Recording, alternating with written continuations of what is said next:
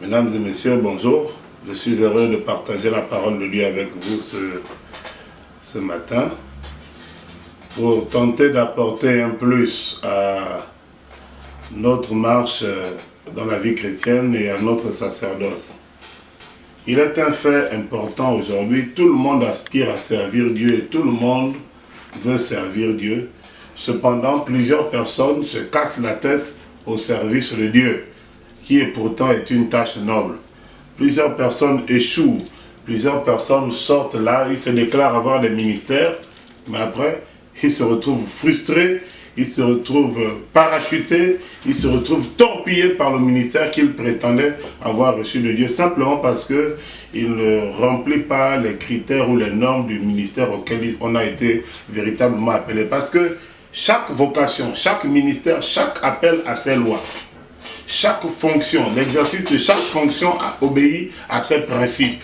Donc, l'œuvre de Dieu aussi a ses principes. Et quand on ne respecte pas les principes de l'œuvre de Dieu à laquelle nous sommes appelés, eh bien, on finit par se casser la tête, ou alors on se retrouve dans la frustration et cela ne marche pas. C'est pourquoi je voudrais vous proposer ce matin d'examiner les principes, les fondements bibliques pour un leadership épanoui.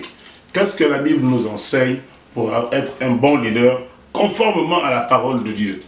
Et aujourd'hui, je voudrais vous parler d'une série de principes à 3 niveaux. La règle des 3 C pour un leadership épanoui. Et la règle des 3 C, nous le verrons, nous permet d'exercer ou de servir Dieu, mais d'être épanoui dans notre service de Dieu.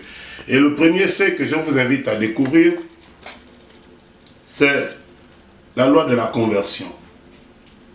La loi de la conversion. Beaucoup de personnes se sont engagées ou veulent s'engager à servir Dieu sans avoir validé le module de la conversion dans leur vie ou sans avoir bénéficié d'une conversion authentique.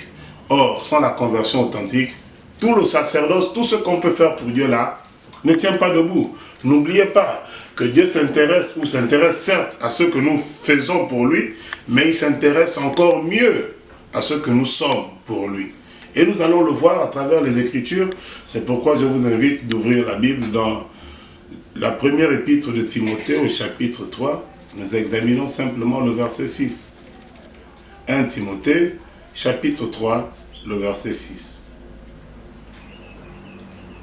Et peut-être qu'on peut prendre à partir du verset 5. Là, Paul dit à Timothée que si quelqu'un ne sait pas diriger sa propre maison, comment pourra-t-il prendre soin de l'église de Dieu?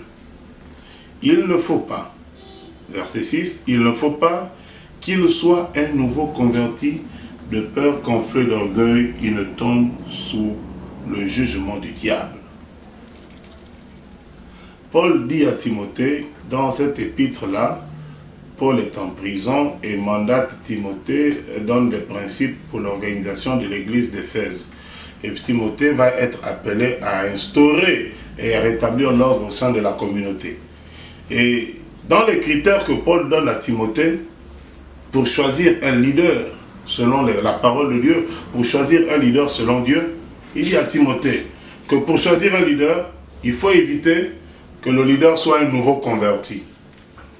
Ah, quelqu'un est en train certainement de me répondre que, mais oui, pasteur, vous parlez d'un nouveau converti, mais Paul ne parle pas de la conversion, il parle de la nouvelle conversion. C'est-à-dire qu'il ne faut pas qu'il soit récemment converti. J'ai dit d'accord, je suis d'accord avec toi.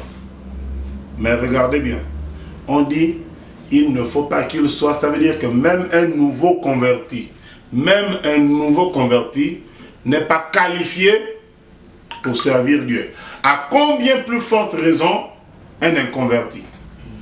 Voilà comment il faut comprendre ce texte. Paul dit que même celui qui est converti, mais sa conversion est récente, il ne peut pas prétendre aspirer à servir Dieu. Maintenant je pose la question, à combien plus forte raison celui qui n'est pas du tout converti?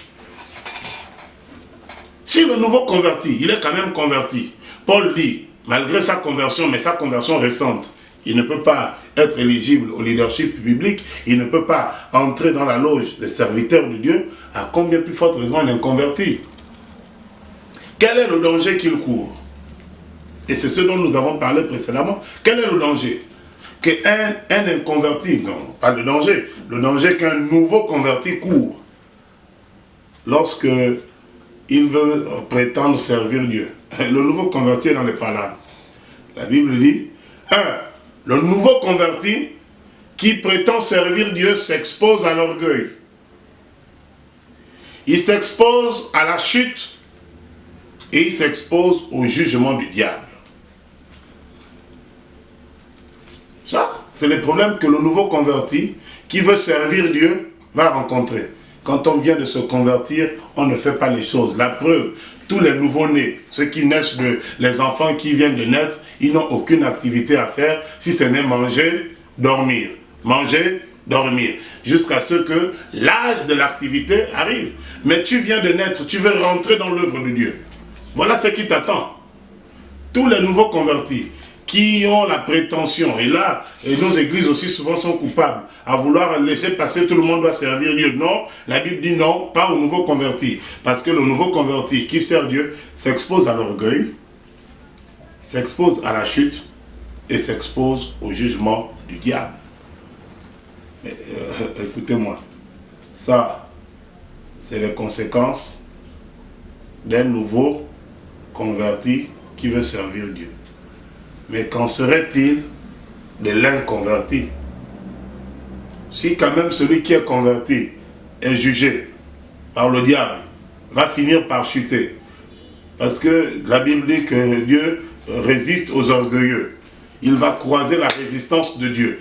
Le fait d'être orgueilleux là fera que c'est même pas d'abord Satan ton premier adversaire. Quand un nouveau converti veut servir Dieu, il n'a pas pour adversaire le diable d'abord. Il a pour adversaire Dieu lui-même. C'est Dieu lui-même qui te percute pour dire que tu n'as pas le droit de t'élever. Écoutez, ça c'est le nouveau converti. Et l'inconverti alors. Mais il aura Dieu comme adversaire, mais Dieu dans toute sa fureur. Évitez et nous évitons de rencontrer Dieu comme adversaire. Parce que si Dieu nous juge, mais qui nous prendra la part? C'est ça le problème. Mais pour éviter le jugement de Dieu dans notre ministère, assurons-nous d'avoir au moins validé la conversion.